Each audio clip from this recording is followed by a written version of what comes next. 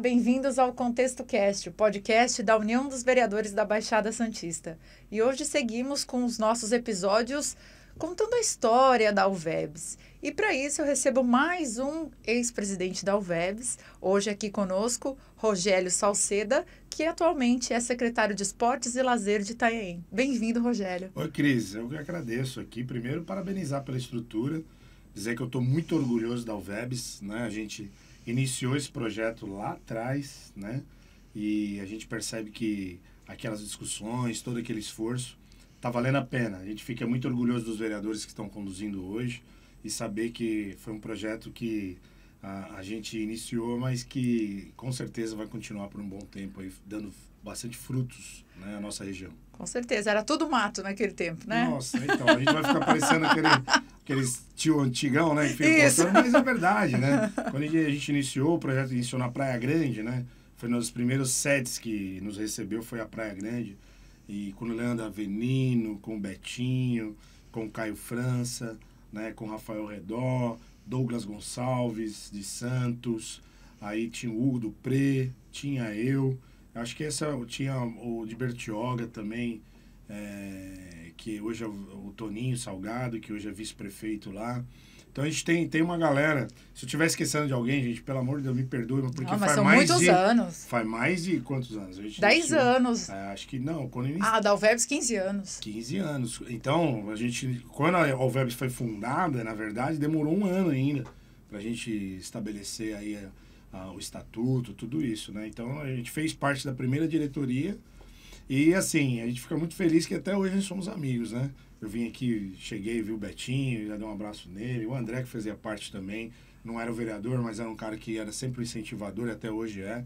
E é muito legal isso aí, a gente rever os amigos e ver que a coisa está andando, né? Com certeza. Bom, você foi presidente em 2015, né? Como que era essa questão? Você já falou também que foi desde a primeira diretoria. Desde a primeira diretoria. Um dos fundadores junto, né? Primeiro foi o Leandro, depois foi o Caio França, depois foi o Rafael Redó e eu fui em seguida. Isso, o quarto presidente. Fui o quarto presidente da UVEBS, participando de todas as diretorias, né? Fazendo parte como vice-presidente ou parte diretamente ligado à diretoria. Então foi uma crescente, né? Esses primeiros anos a gente sempre buscou o protagonismo do legislativo, né? A gente tentou, de alguma forma, fazer parte naquele primeiro momento do Condés, era um sonho que a gente tinha e se realizou depois de alguns anos. A gente não conseguiu naquela oportunidade, mas era um dos pleitos, né? Fazer com que os vereadores, né? As 9 cidades tivessem cadeira e, de alguma forma, pudessem colaborar para o desenvolvimento da nossa região. Sim, e hoje é uma realidade que começou lá atrás, né? Mostra também que a persistência aí, né? A entidade foi ganhando credibilidade, isso graças ao trabalho de todos os presidentes desde o início, né, Rogério? Sim, e a gente sempre estava dentro dos principais discussões da região. A gente sempre discutiu quando teve aquela demissão em massa dos Minas, a gente esteve lá fazendo as nossas manifestações, tivemos fala direta na imprensa, a gente sempre teve também o apoio da imprensa, é importante a gente registrar isso, também é bacana, dando visibilidade à nossa fala como vereadores da região. Discutimos assuntos importantes como a questão hoje do acesso Guarujá-Santos, que é a questão da ponte, a gente chegou a participar dessas discussões, participação também de discussões importantes como a questão do aeroporto. Aliás, Sim. Nós levamos todos os vereadores até Itanhaém, e isso eu faço, foi na gestão do Betinho era o presidente, e fez com que esse trabalho fosse discutido de forma metropolitana, despindo muitas vezes os interesses individuais de cada cidade, né? Eu acredito, viu, Cris, que os vereadores têm até um pouco mais de espírito metropolitano do que às vezes o prefeito. Porque o prefeito, como talvez ele tenha que mostrar uma gestão dinâmica da cidade dele, essa discussão metropolitana, ela fica muito no campo da fala. Das ideias. Porque na prática a gente vê que a União de Vereadores da Baixada Santista pratica muito mais com leis, com propostas, com efetividade do que a própria participação, talvez, de alguns prefeitos que, lamentavelmente, a gente vê que, ao passar dos anos, a gente vê as discussões ainda isoladas. A gente não vê uma discussão metropolitana, a gente tem ainda um desacordo regional. A gente não conseguiu destacar ainda como região de turismo. A gente tem um potencial gigante, né? Como praias paulistas, como uma região rica. Temos o Porto, temos o Santos Futebol Clube, né? Que é um patrimônio aí, junto com o Pelé, mundial. A gente tem belezas, né? Acesso fácil, estradas. E a gente não consegue crescer como regiões do interior, por exemplo, que tem muito mais dificuldades, Sim. não tem tantas paisagens belas como a gente tem, e se destacam. E eles conseguem se organizar, né? Como o Circuito das Águas, etc. E aqui são 9 cidades. Sim. Você falou do Circuito das Águas, tem regiões metropolitanas de mais de 40 municípios. Verdade. E consegue se organizar, às vezes, melhor do que as 9 cidades. Então, eu espero, de verdade, né, que a nossa região, ela se destaque de verdade de uma forma coletiva, né? Principalmente atendendo as pontas. Não adianta nada a gente ter riquezas concentradas e as pontas, por exemplo, cidade de Peruíbe, né? Cidade de Bertioga, acabei de vir de Bertioga, apesar que está muito bonito lá, ambas as cidades estão muito bonitas, mas ter mais, né? Mais equipamentos públicos, mais atendimento de uma forma melhor distribuída na área da saúde, na área da educação, né? A gente tem universidades concentradas num único campus, a gente poderia ter um investimento um pouco mais espalhado, enfim. Isso é um papel também que o governo do estado tem que enxergar e espero que o governo atual do Tarcísio enxergue, né? E que faça isso funcionar. Sim, você até comentou das pontas, né? O fato de você ser da região ali do Litoral Sul, Itanhaém, também trouxe, né, um protagonismo para essa região e acaba integrando, né? Porque às vezes, apesar de ser uma região metropolitana, a pessoa de Santos talvez não tivesse conhecimento nenhum. E quando existe, né, um presidente, né, do extremo sul ali, acaba integrando e trazendo, né, essas discussões. Cris, eu sou muito grato aos vereadores da época que deram essa oportunidade para a cidade de Itanhaém, né? É muito importante. Agora nós tivemos recentemente também a passagem do Fábio Bibão, que foi presidente. Sim, verdade, também Itanhaém. Fiquei muito feliz com a representatividade da cidade de Itanhaém. É muito importante para uma cidade como a nossa cidade, que ainda é uma cidade ainda em crescimento, em desenvolvimento, não é uma cidade ainda pronta, né? É uma cidade que precisa muito do setor público para crescer.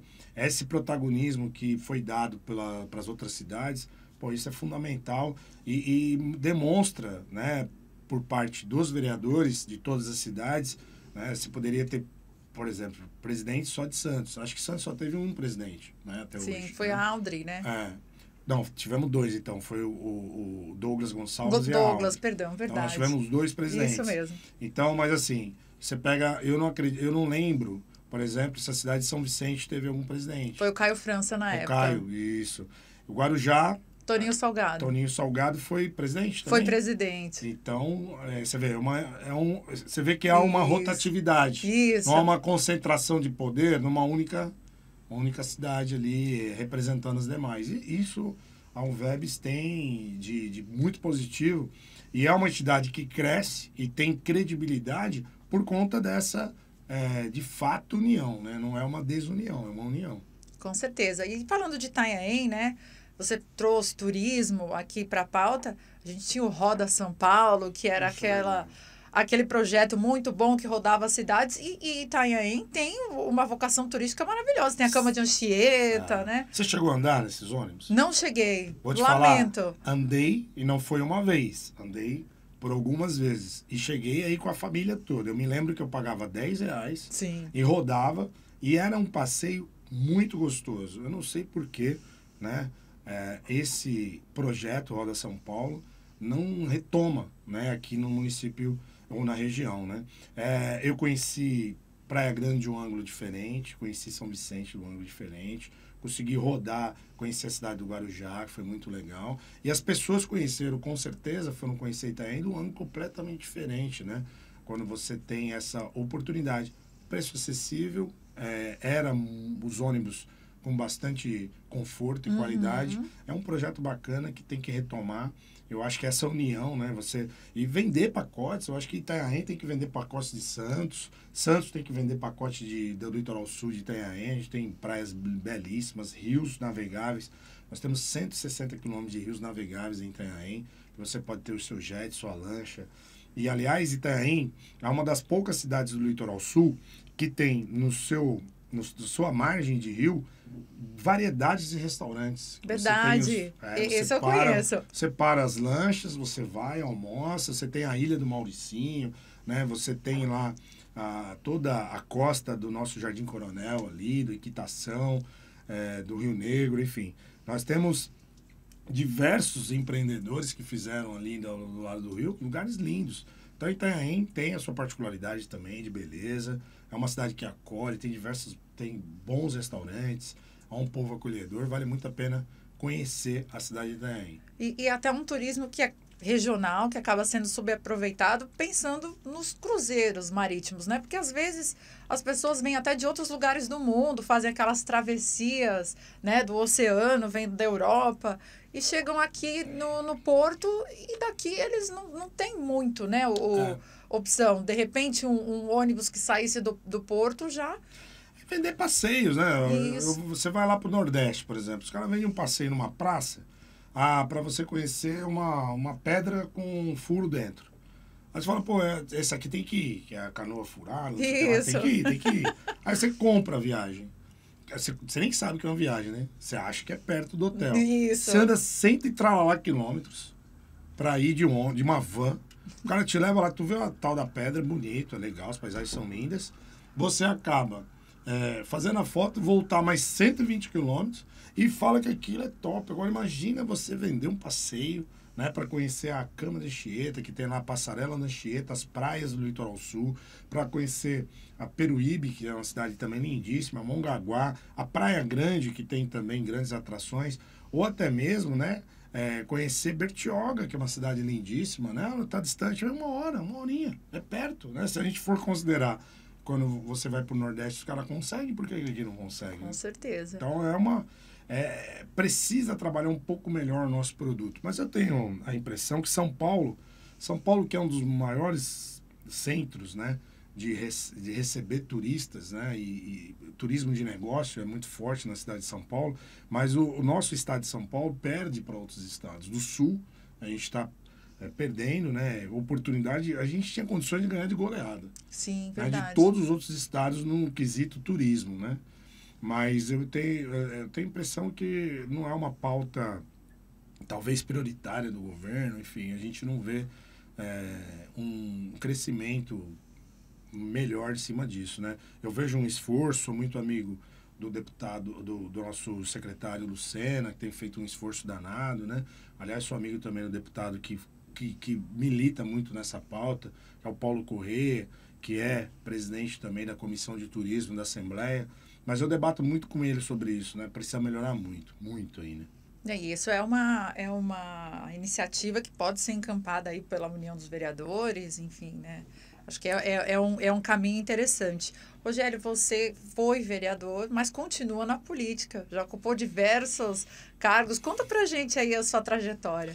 Cris, eu iniciei muito jovem, então eu tenho uma trajetória de mais de 20 anos, sem parar. Então eu fui, no início eu trabalhei, fui candidato, perdi a eleição, fiz parte do primeiro governo, né, do Forcel, que foi a transição lá, a mudança, né, de governo que a gente teve na cidade de Itanhaém.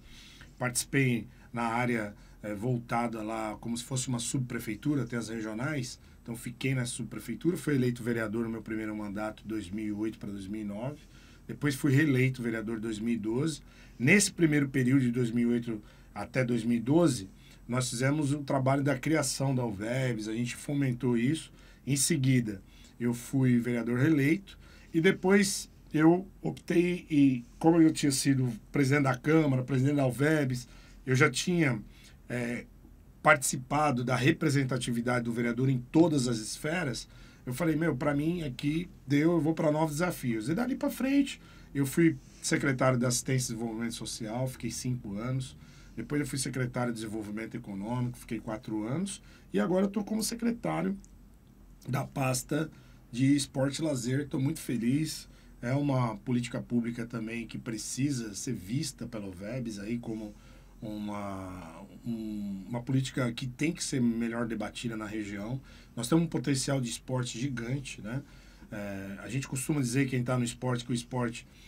A educação não faz esporte. A saúde não faz esporte, a assistência social não faz esporte, a segurança não faz esporte, mas o esporte pratica a segurança, a proteção das pessoas, pratica a questão do respeito, da hierarquia. O esporte pratica assistência social, porque tira muita gente da depressão. O esporte pratica a saúde. Aliás, quem pratica a saúde é o esporte. A saúde, ela combate a doença. Nós somos os construtores da saúde, o esporte. E o esporte também é educação. A questão de respeito, hierarquia, como se comportar em sociedade, enfim. Então, é uma pauta importante essa discussão, né? Para o VEBS também trazer aí para a mesa, né? Eu acho que o esporte e lazer, eu também fui vereador participando da UVEBS, não era pauta. A gente discutia diversas outras questões ligadas à saúde, a questão da mobilidade, a questão do desenvolvimento econômico, mas pouco se falava numa questão esportiva. Então está aqui meu apelo ao VEBS para discutir essa questão esportiva, regional, competições, trazer o esporte educativo, trazer o esporte participativo, que é aquelas corridas, Sim. Trazer o esporte também de alto rendimento, falar em competições, porque boa parte da população da praia ama praticar esporte. Sim, é verdade. A gente vê as pessoas correndo na praia, né? De manhã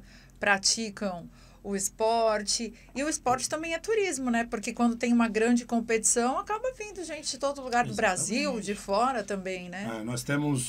Nós recebemos aqui na Baixada Santista, a exemplo, por exemplo, da Tribuna, que faz as 10 competições de 10 quilômetros, pessoas do mundo para vir para cá, né? Então, são eventos como esse que são mais baratos, né? Às vezes é muito mais barato você fazer um evento esportivo na sua cidade que trazer um show, por exemplo. Verdade. Você paga um show de, às vezes, 500, 600 mil reais. Pô, com esse valor, você faz 10 competições grandes e traz pessoas que vão, de alguma forma, movimentar a sua economia local, às vezes, muito mais do que um evento como esse, né? É um atrativo barato, né? Que eu vejo que está adotando agora. Ficou 20 anos sem a Secretaria de Esporte. Ela foi recriada agora, esse ano, pelo prefeito Tiago Cervantes, no qual quero mandar um abraço. Ele criou a Secretaria de Esporte. Então, a partir deste momento, a gente tem o esporte como protagonismo aí na cidade sendo discutido.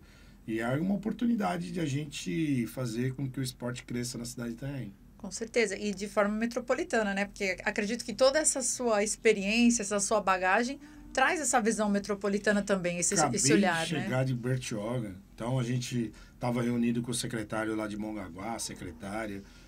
Tenho feito debates metropolitanos com os outros secretários, visitei os demais secretários. E a gente tem, né, um grupo de WhatsApp que a gente fica ali trocando ideia. Então, a gente está, sim, sincronizado e pensando, sim, nesse trabalho coletivo metropolitano e contando agora com a participação da UVEBS, mais uma política pública que vai ser incluída aí nas pautas. A gente tem aí o esporte como um grande fomento aí da região. Com certeza. Rogério, olhando para trás, né? A gente tá sem cronologia, que a gente fala de futuro, fala de presente, vamos voltar um pouco para trás.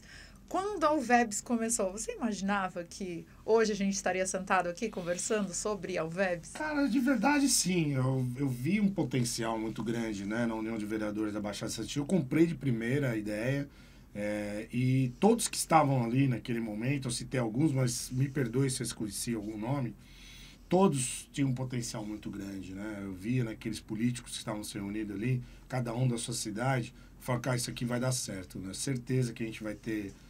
a gente já pensava numa sede, a gente já estava pensando já num orçamento próprio. Falta ainda muita coisa, mas a gente cresceu bastante. E eu estou feliz, né, de saber que aquele tempo que eu apliquei, que eu investi, que eu peguei meu carro, que eu fui até Santos, que eu fui até Cubatão, que eu fui até as outras cidades falar da UVEBS, e alguns vereadores na época me condenavam. Falaram assim, pô, você é idiota, você vai sair daqui do seu... você tem que cuidar do seu reduto eleitoral. Isso aí não vai te eleger vereador. Hoje eu já vejo totalmente diferente a cabeça dos vereadores, sim, que agora eles querem participar. Porque já virou uma vitrine. Agora, lógico, isso aqui promove, isso aqui também é uma forma de promover o nome. E eu fico muito feliz de ouvir dos vereadores que estão em Itanhaém, que sabem que eu tenho um carinho muito grande, uma ligação com o Vebs, e vem pegar dicas e fala, meu, é importante para mim, cara, foi bom para você. Eu mostro para eles que até hoje, Cris, muitas coisas que eu conquisto nas pastas que eu passo é a origem da UVEBS. Eu troco ideia até hoje com amigos por conta da UVEBS, que eu criei esse network, essa relação, por conta da UVEBS. Que legal. E a maior conquista, que a gente pode dizer em termos políticos, foi de fato o assento no Condesb, aí que você citou, que foi da origem mesmo, né? Quando a UVEBS foi criada, era a reivindicação número 1. O que você espera agora, daqui para frente? Como podem usar da melhor forma possível esse assento? Eu acho que agora os prefeitos, talvez, né? Eu vejo que eles vão ter ali mais, né, uma contribuição um pouco, talvez, mais crítica, né, mais aguçada, porque a gente vê que, claro, que o prefeito sempre vai ter um corporativismo com o seu par, né? Ninguém vai ficar se expondo com cidades, enfim. Ali é um lugar que a gente vê que é bem morno, né? Talvez, eu acredito que a UVEBS vá de uma maneira muito proativa, muito inteligente, contribuir para o desenvolvimento ali de umas discussões um pouco mais apimentadas, vamos dizer assim, críticas que talvez os prefeitos não querem entrar porque eles respondem diretamente, um quer fazer aquela cobertura no outro, e o vereador está desprovido disso. Como o vereador, ele é o fiscal, ele é o para-choque do povo, é o cara que apanha muito na rua, ele pode, de alguma forma, contribuir com uma outra fala, uma fala mais limpa, mais assim, despida, né, de alguns compromissos, né? O vereador, o compromisso dele talvez seja realmente com a ponta e como atender a necessidade da população de uma maneira mais real, né? Porque as discussões, às vezes, ficam muito no campo técnico, muito naquela questão mais jurídica, se pode, não pode, e a efetividade disso, né? A coragem de fazer. Depois a gente, vamos discutir isso, claro que a gente tem que ser responsável com os nossos atos, mas às vezes até a própria regra, vamos dizer assim, da judiciária, às vezes comete alguns equívocos. Sim. E tem que ser debatido com o Ministério Público, com outras instituições.